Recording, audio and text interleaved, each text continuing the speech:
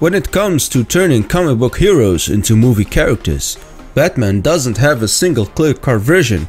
Almost every actor who's taken on the role, when either live action or animation, has their own set of fans claiming they're the best. Some even argue that Will Arnett's voice as Lego Batman is top-notch. What makes Batman interesting for adaptation is the variety in the comics. Each version is unique. All the Batmans focus on Bruce Wayne. The comics offer a range of personalities depending on the writer and the artist. So what makes a great Batman? There isn't a one-size-fits-all answer. Fans agree on some wrong ways, but a few non-screen versions are generally considered better than the rest. Being the best Batman isn't about nailing the superhero part. It's also about capturing the essence of Bruce Wayne, the rich playboy. Unlike other heroes, Bruce Wayne and Batman feel completely different. It's not like Clark Kent, who often just seems like Superman with glasses. Achieving the ideal on-screen portrayal of Batman hinges on capturing both facets of the Dark Knight, and arguably no one accomplished this better than Michael Keaton. While other actors delivered commendable performances such as Adam West's campy original interpretations or Christian Bale's grittier take in the Nolan universe, Keaton skillfully strikes a balance that leaves a lasting cultural impact. His rendition of the character is marked by playing the Cape Crusader heroically yet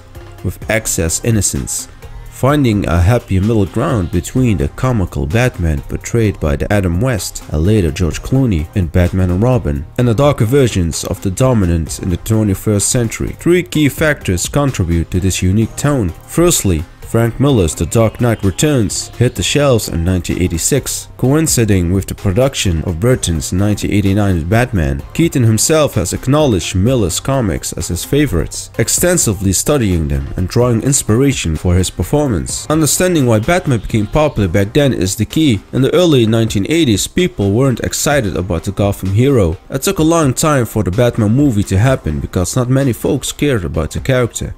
But then, The Dark Knight Returns comic changed everything. It got people interested again and played a big role in making the Batman movie a hit, bringing the hero back into the spotlight. Another important thing is Michael Keaton's funny side. Before joining the Batman movie, Keaton was mostly known for starring in funny movies like Mr. Mom and Night Shift. Fans, especially those who love Frank Miller's comic, were worried that this might make Batman too goofy like Adam West's version instead of the serious versions they liked from the comics. The last thing is how Tim Burton sees in a unique and spooky way. Even though Warner Brothers chose Tim Burton to direct the Batman movie after Pee-wee Big Adventure, which isn't dark, Burton and Keaton teamed up in 1988 to make Beetlejuice. It's a famous movie that shows how Burton can mix fun with dark and mysterious style. This partnership sets the tone for the 1989 Batman movie. What made the perfect Batman adaptation was having a director and a lead actor who understood how to bring out the character's larger-than-life beginnings. They needed a style that matched the look of the comics at the time. The result, a Batman who doesn't take things too seriously, but is still a determined hero delivering justice in his own way. Michael Keaton does an excellent job in showing the dynamic between Batman and his arch-enemy the Joker. Jack Nicholson's performance as the clown Prince of Gotham is loved by almost everyone. What's great about Batman 1989 is how it captures the game of cat and mouse between the two characters. The roles in this game keep changing. Even though Heath Ledger's Joker in The Dark Knight is widely considered the best, there are moments where Ledger's acting outshines Christian Bale's as Batman.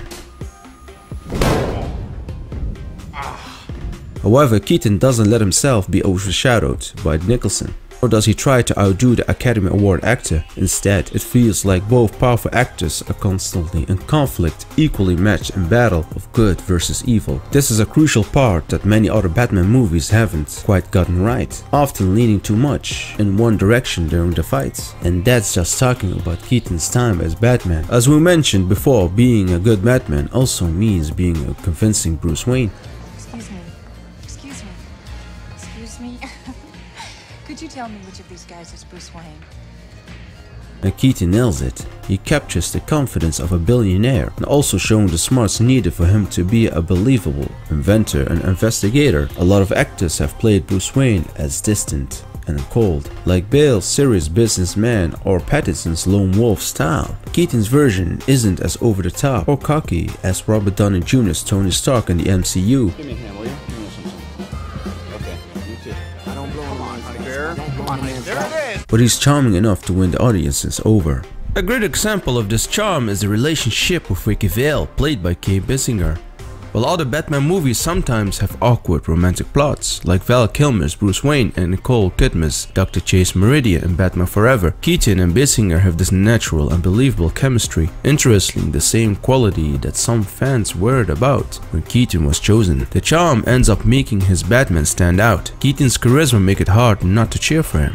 In later versions, Batman tends to be more morally ambitious. While we still support Batman because he embodies justice, Keaton is the only actor who truly turned Gotham Dark Knight into the superhero he deserves to be. This trait has been hard to find over the years, with George Clooney's brief and odd stint as Batman complete with that nipples. Some versions like Nolan's trilogy or Matt Reeves' The Batman chose not to focus on Batman as a superhero. Instead, they emphasize his detective and vigilante side. While these versions are good, they lack the well-known roundness of Keaton's performance. If Batman was Keaton figuring out what it meant to wear the cape, its sequel, Batman Returns, was him fully embracing it. After Burton's successful first film, he went all out with the second one, a darker, crazier and more ambitious. Even though Burton wasn't initially keen on making the film, he returned with full creative control and it paid off. For Batman Returns to work, it needed a hero fully on board with the tone.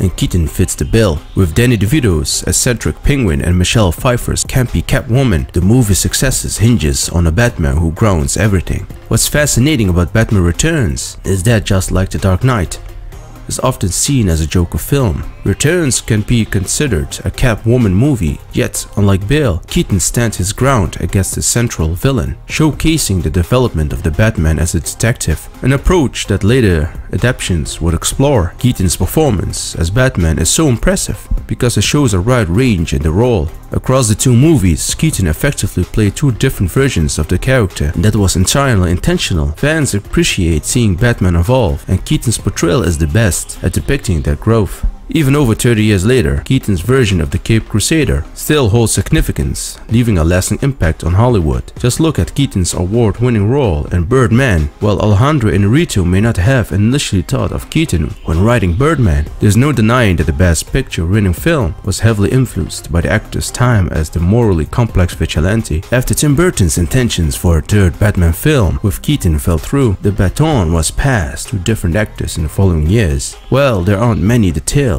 about the planned story. It would have undoubtedly have featured Tim Burton's signature Gothic style and dark visuals, and an exceptional performance from the best Batman to ever don the cowl. So guys, what's your take on the Batman? Do you like Michael Keaton's Batman? Share your thoughts in the comments below and make sure to like and subscribe.